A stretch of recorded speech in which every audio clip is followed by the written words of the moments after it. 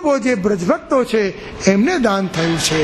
અને ઘરની નિકુંજની સેવામાં દરેક ભક્તને સ્વતંત્ર એક એક ભક્ત ઉપર રસદાન થયું છે. એ પ્રકારે અહીંયા કૃષ્ણાશય પ્રગટિત થઈ રહ્યો છે.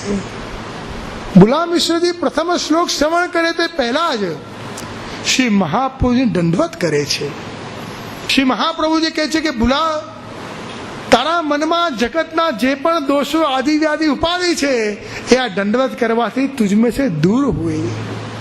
तुमको जगत की कोई पण विद्या तुमसे बचेगी नहीं. सर्व सिद्धि को दान तुमको यही हो जावेगो. શ્રી મહાપ્રભુજી વાર્તા પ્રસંગમાં સમજાઈ રહ્યા છે કે જગતની દરેક સિદ્ધિઓ શ્રી વલ્લભના ક્ષણમાં આવતાની સાથે જ શ્રી કૃષ્ણનું સાનિધ્ય પ્રાપ્ત થતા જ એની સિદ્ધ થઈ જશે. જેને કૃષ્ણનું સાનિધ્ય પ્રાપ્ત થયું એને બધું પ્રાપ્ત છે. આ વાર્તા પ્રસંગમાં બતાવવામાં આવે છે. પણ જેને સાનિધ્ય પ્રાપ્ત ન થયું તેને તો આદિ વ્યાધિ ઉપાધિ અને ચમત્કારના કાર્યોમાં પડી જવાનું છે. કે જેને ગોતવા ભક્તને ભગવાનને ગોતવા જવું પડે એને કહેવાય આશ્રય સિદ્ધ નથી થયો. અને ભગવાન જેને ગોતતા ગોતતા આવે એને કહેવાય આશ્રય સિદ્ધ થઈ ગયો.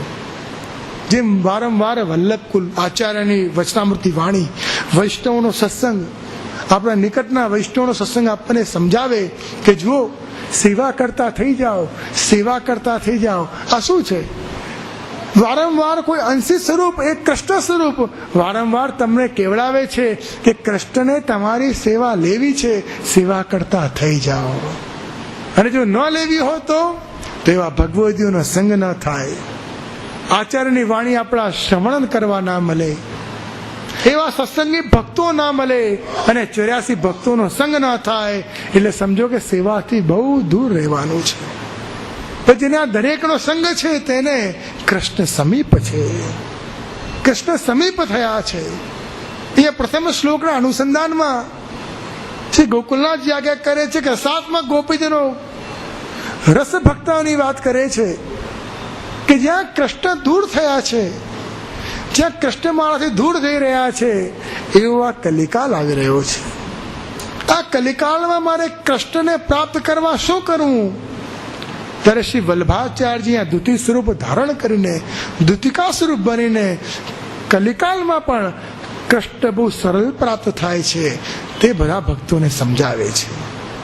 જ્યારે વૈષ્ણવ સેવા કરવા જાય ને, ત્યારે સેવામાં જોડાય, તેનું ઘણીવાર વૈષ્ણવને કહું કે તમે ક્યારે પ્રભુ જોડે નેત્ર મિલાવી છે કે ના? પ્રભુને નિરખ્યા છે કે ના? પ્રભુ કંઈક કહેવા માંગે છે ક્યારે શ્રવણ કર્યું છે કે ના? કેમ?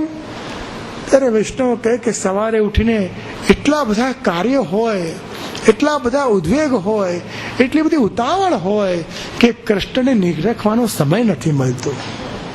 મંગલાના દર્શન કરવા જવું ખરું, પણ હાથમાં બેગ હોય, ગળામાં ટાઈ હોય, ભાગમ ભાગ ચાલતી હોય. ક્યાં નિરખું ને ક્યાં ટેલ કરું, એકો નહીં ઉપાય, એ વ્રજભક્તો પહેલા જ ગાઈ ગયા છે. એ જ પરિસ્થિતિ અત્યારે થઈ રહી છે. શું કરું? હું વૈષ્ણવને કહું કે ક્યારેક થોડા સમયમાં ક્યારેક પણ એવો સમય આવે, સમય મળે તો પ્રભુને નિરખજો. પ્રભુ નેત્ર દ્વારા, દ્રષ્ટિ દ્વારા તમને કંઈક કહેવા પ્રયત્ન કરે છે. તુકુ જાવે કી જલ્દી હૈ, મુકુ તુકુ પકડવી કી જલ્દી હૈ. પ્રભુ તમને પકડવા માંગે છે કે ક્યારે તમે મારા હાથે આવો, ક્યારેક થોડી વાત થાય, ક્યારે ભગવદીના કીર્તન થાય ને ક્યારે સિંહાસનથી હું તારી ગોદીમાં આવી જાઉં. પ્રભુ એની રાહ જુએ છે. શ્રી ગોકુલનાથજી કૃષ્ણાશ્રય રસાત્મક ટીકામાં કહે છે કે પ્રભુને તમારા સાનિધ્યમાં તમારી જોડાઈને બેસવું છે. સિંહાસન પર પ્રભુ રાજી નથી, એ તો યશોદાજીનું સ્વરૂપ છે. ભક્તના હૃદયમાં, ભક્તની ગોદીમાં બિરાજવા કૃષ્ણ આવ્યા છે, ત્યારે એમની પ્રસન્નતા છે. કારણ કે સાચું જો સ્મરણ ને સાચું જે રમણ છે એ કૃષ્ણનું હૃદયમાં જ છે. રઘુનાથજીની ટીકાનો પ્રથમ સ્કંદ વાંચવામાં આવે, પ્રસ્તાવના વાંચવામાં આવે તો શ્રી રઘુનાથજી સમજાવે છે કૃષ્ણ વિજ્ઞાપ્યામ્યહમ, એટલે કે કૃષ્ણાશ્રયનો પાઠ વ્રજભક્તો, ગોપીજનો ને વૈષ્ણવ ક્યાં કરે છે? તો કે છે આજના જે વ્રજભક્તો છે તે કૃષ્ણાશ્રયનો પાઠ કૃષ્ણની સમીપ કરે છે. અને સમીપ કરીને સર્વે ફલનું, સર્વે આનંદ તે વૈષ્ણવને પ્રાપ્ત થાય છે. શ્રી રઘુનાથજી આજ્ઞા કરે કે કૃષ્ણાશ્રમનો પાઠ કૃષ્ણની સન્મુખ કરવો એ તો પ્રકટ સિદ્ધાંત છે, પણ જો કૃષ્ણાશ્રય ફલીભૂત કરવો હોય તો જ્યાં ભગવદીય વૈષ્ણવ તમને પ્રાપ્ત થાય એની પાસે જઈને કરશો તો કૃષ્ણાશ્રય તરત ફલીભૂત થશે. તો શ્રી રઘુનાથજીને શ્રી હરરાય મહાપ્રભુજી પૂછી રહ્યા છે કે કૃષ્ણાશ્રયનો પાઠ ભગવદીય પાસે જઈને કરવાથી ફલીભૂત થાય એવું કાકાજી કેમ? ત્યારે શ્રી રઘુનાથજી પંચમ કુમાર શ્રી ગુસાઈજીના પાંચમા લાલજી શ્રી રઘુનાથજી સમજાવે છે કે કૃષ્ણ જ્યારે સિંહાસન પર બેઠો હોય ત્યારે તે પુરુષોત્તમ સ્વરૂપ છે, ત્યારે તે સેવા લેવા માટે બિરાજમાન છે, પાઠનું શ્રવણ કરવા બિરાજમાન છે, પણ ફલનું અને પાઠનું ફલરૂપ દાન કરવા બિરાજમાન નથી. સિંહાસન પર બેઠેલો કૃષ્ણ તમારી વાણીનું ફક્ત શ્રવણ કરે છે, પણ ભગવદીના હૃદયમાં રમણ કરતો કૃષ્ણ તમારા પાઠનું શ્રવણ કરે છે, તરત ફલનું દાન કરે છે. કારણ કે તે રમણ કરે છે ને, સિંહાસન પર પ્રભુ બિરાજમાન છે ને ભક્તના હૃદયમાં કૃષ્ણ રમણ કરે છે ને રમણ કરતો કૃષ્ણ તત્કાલ દાન કરવાની તૈયારીમાં છે. તેથી રઘુનાથજી સમજાવે છે કે ભગવદીય તાદસી ભક્ત જ્યાં મળે ત્યાં તમે જેને કૃષ્ણાશ્રય કરશો તો તરત પ્રકટિત થશે, ફલીભૂત થશે. અને 84 વૈષ્ણવમાં તાદસીની વ્યાખ્યા બહુ સરળ રીતે સમજાવાઈ છે. શ્રી ગુસાઈજી અને શ્રી ગોકુલનાથજીના પ્રાગટ્ય મહોત્સવની ઉજવણી થતી અને જ્યાં દરેક વૈષ્ણવ મહાપ્રસાદ લેવા બેસતો ત્યાં એક વૈષ્ણવને આંખમાં આંસુ આવી ગયા. જો આજે આવા વિરલા ભક્તો મળવા બહુ મુશ્કેલ છે, બહુ કઠિન છે, એના દર્શન માત્રથી પણ ભગવત કૃપા છે. માનો હરિગુરુ વૈષ્ણવની કૃપા થઈ છે તો આવા ભક્તના દર્શન થયા છે, કારણ કે તે પ્રેમી ભક્ત કહેવાય. જો આપણે ત્યાં સમજાવ્યું ને કે નામધારી, સમર્પણી, મર્યાદી ને પ્રેમી ભક્ત, આ ચારનો ભેદ છે.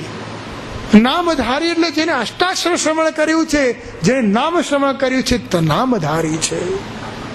જેને ફક્ત બ્રહ્મ સંબંધ લીધું છે, જેને ફક્ત કૃષ્ણને સમર્પણ જ કર્યું ને ખાલી બેઠી ગયા છે તે સમર્પણી છે.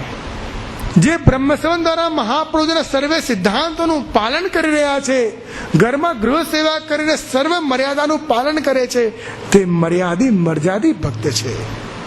અને પ્રેમી ભક્ત જે હરિગુરુ અને વૈષ્ણવની સેવામાં સતત તત્પર રહે છે તે પ્રેમી ભક્ત છે. એવા પ્રેમી ભક્તની વ્યાખ્યા 252 વૈષ્ણવની વાર્તા માધવદાસની વેણીદાસમાં આવે છે. કૃષ્ણાશ્રયની સંગતિ પ્રેમી ભક્ત જોડે થાય છે કે માધવદાસ ને વેણીદાસ ગુસાઈજીના દર્શન કર્યા અને તલ્લીન થઈ ગયા અને બ્રહ્મસંબંધ લીધું.